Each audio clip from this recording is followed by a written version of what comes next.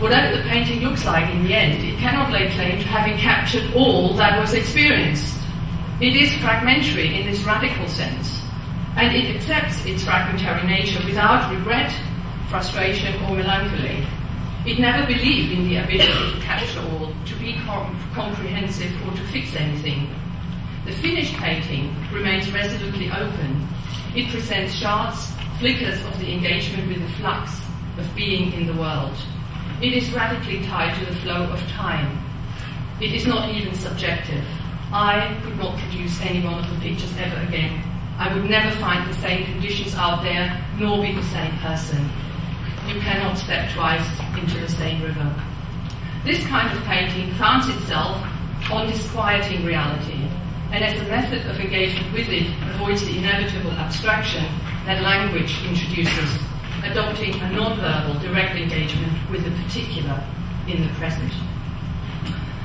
Underlying the central role of flux and phenomenological engagement with the world in this approach to painting is a position vis-à-vis the question of what is real, and more fundamentally, what is being, that challenges the materialist worldview, be it Marxist or capitalist. To place this debate, we need to go back in the history of ideas to the beginning of modernity, to Descartes. In his philosophy of radical doubt, Descartes comes to the conclusion that even if I doubt everything, I cannot reasonably doubt that it is I that is doubting. The one reality that I can know for sure is that it is I who doubts, and hence that there is an I. Descartes' I is not the corporeal body that I am, but the mind, my mind, that asks the skeptical questions. As a consequence of Descartes' insight, Western philosophy is confronted with what's often referred to as the subject-object dualism. The I as mine on the one hand, and the world of objects, including my own body, on the other. This is problematic because human beings seek a systematic understanding of the world which logically requires coherence and unity. After Descartes, the question how to reconcile or synthesize the subject and the object into a unity takes center stage in philosophy. Later, Kant proves that objective knowledge, scientific statements about objects, can legitimately make a claim to truth. Objects are then, in some sense, real and are.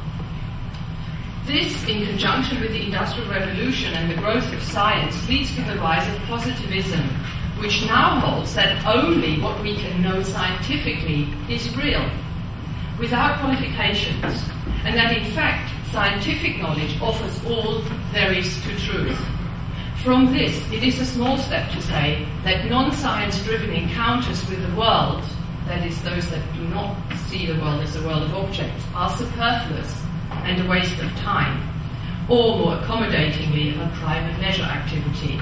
This, in turn, underpins materialism, be it Marxist historical materialism or capitalism. For both, what matters, what is real, is the world out there, the world of objects, social relations, and means and ways of production, whose existence is not further substantiated.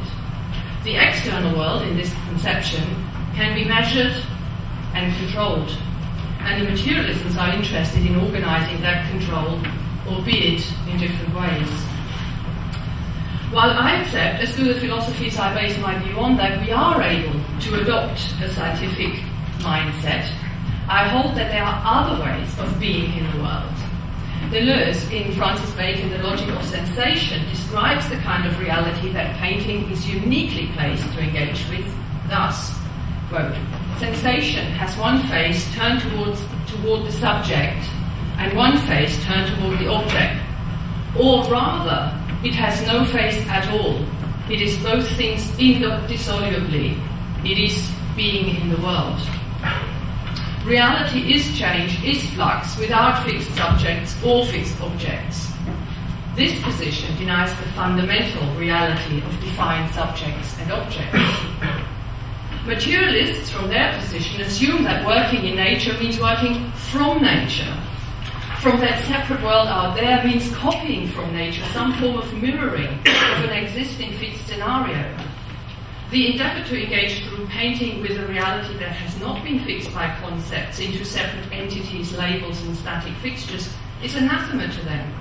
From the positive materialist position, the idea that an encounter with the world can render diverse and radically unique experiences that a sense of wonder might arise about our being in the world is alien. If they accepted even the possibility of such experiences, they would come to face to face with their shared foundational presupposition. Because there are so few who pursue the position in painting that I'm discussing, and fewer still who advocate it in critical writing, the current art market, generated in the main by materialist art critics and collectors who are usually tied to the Western capitalist system, these issues can easily ignore the issue. However, certain aspects that are inevitably connected to my ontological position have been debunked by mainstream writing. I will examine the wholesale dismissal of aesthetics and what this means for painting in nature. The academic discipline aesthetics has become extinct since the 1960s. It has been replaced by art criticism, art theory and critical studies. Still, the successive disciplines take a keen interest in aesthetics by juxtaposing their position with it. The battle against aesthetics is invariably linked to a rejection of Clement Greenberg's view on art, who as an art critic supported post-war American abstract expressionism during the 1940s and 50s. To legitimize his support, Greenberg made explicit reference to Kant. In Kant's work, terms such as taste, aesthetics, beauty and genius can be found. Subsequent thinkers who reject Greenberg and American modernist painting often have not analysed Kant's actual writing in any depth, but they take the terms taste and genius out of their context and reinterpret them from a Marxist position, then to reject them. Kant and Greenberg and aesthetics fall in their wake. Taste, for instance, is deemed a bourgeois invention, a means of suppressing the lower classes via an elitist system of values that stabilizes the oppressive status quo. Genius, with its perceived emphasis on the individual, is also considered part of the bourgeois arsenal, with its adherent theories of human rights, individual liberty, and such like. To the materialist critics, these are false promises, designed to distract the worker and peasant from understanding that they are foremost member of a certain class, and should on that basis become actively involved in the class struggle.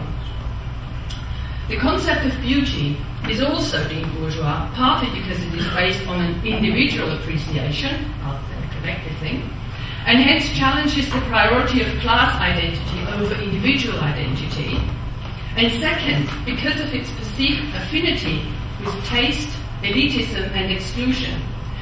Art that strives to be beautiful or simply doesn't mind whether or not it is perceived as such is seen and dismissed as betraying art's revolutionary potential of rallying the masses or raising awareness as regards the oppressive mechanisms of the system in which the spectators are trapped. Significantly, with the rejection of these key terms associated with aesthetics, materialist critics feel entitled to and do reject aesthetics tout court. However, aesthetics has two other components which are markedly different and matter much to painting in nature: sensibility and the validity of a feeling response to a world and to a work of art. Aesthetics, at its core, etymologically and in the understanding up until the 19th century, is about sensibility, and sensibility is nothing else than how we sense the world, by seeing, hearing, and so forth. It is not necessarily bound to beauty or art. For every scientific claim, every piece of objective knowledge depends on sense perception and hence on aesthetics. Beauty, taste, genius are concepts that may, in certain circumstances, be applied later, once a sense perception has taken place. For painting that engages with being in the world, as I have described it, aesthetics in its original meaning is important because this practice depends on the painter sensing nature and on the spectator having an awareness of their own ways in which they encountered the world through their senses. erroneously considering aesthetics as inseparable from the objectionable concepts of taste, genus, and so on, materialist critics in the main have cancelled their critical engagement with painting in nature. When you consider the artworks taken seriously by art critics over the last 50 years, how many come to mind that seek to communicate to you, the audience, how the artist has related physically and with their senses to the world in which they live? J. N. Bernstein, in his recent Against Voluptuous Bodies, Late Modernism and the Meaning of Painting, offers support for my position when first he diagnoses as a main characteristic of modernity in Western society the delegitimation of the, quote, capacity for significant sensory encounter, emphatic experience, unquote. And secondly, states that, quote, the task of the arts is to rescue from cognitive and rational oblivion our embodied experience and the standing of unique, particular things as the proper objects of such experience, unquote. I also mentioned feeling as another aspect of aesthetics that needs to be readmitted to the discussion on art. We are talking about a particular feeling that might develop when we experience nature or art being open to our senses. It is a feeling that is pleasurable, that stimulates thinking without coming to a final conclusion, and which has no ulterior motive such as the wish to possession. The precise nature of such a feeling is not at stake here. I am interested in this form of receptivity. Is it permissible to want to feel something when attending to the world? This is the question for the artist painting in nature. And is it permissible for the spectator to feel anything in front of the picture? Most of us have now accepted that it is embarrassing to utter a feeling response when in front of a contemporary painting or an artwork in general. We feel we ought to give a purely intellectual response, an analysis of what the work is about. We should be able to put its meaning into words, and words should be able to encapsulate entirely what the work means. Painting in nature does not subscribe to this. Permitting oneself to feel what one feels when in nature or when with a work of art are critical preconditions for the production and for the reception of such work.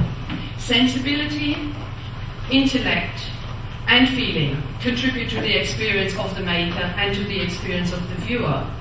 The different forces of the mind, which correspond to sensibility, intellect, and this kind of feeling, all play a role.